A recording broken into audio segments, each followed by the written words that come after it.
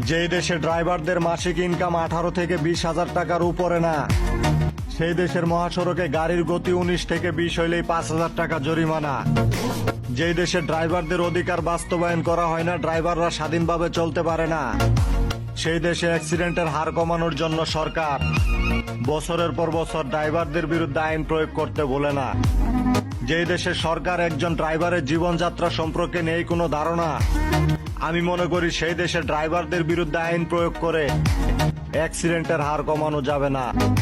আমরা 64 জেলার ড্রাইভাররা মহাসড়কে এমন একটা পরিবেশ চাই যেখানে আইন প্রশাসনের জুলুম, অত্যাচার ও সন্ত্রাসী চাঁদাবাজদের বই বুকে নিয়ে ড্রাইভারদের গাড়ি চালাইতে হইব না। এই দেশ তোমার আমার সবার অন্যায় অত্যাচার সহ্য করে স্টার্টিং আর বসে থাকবো না।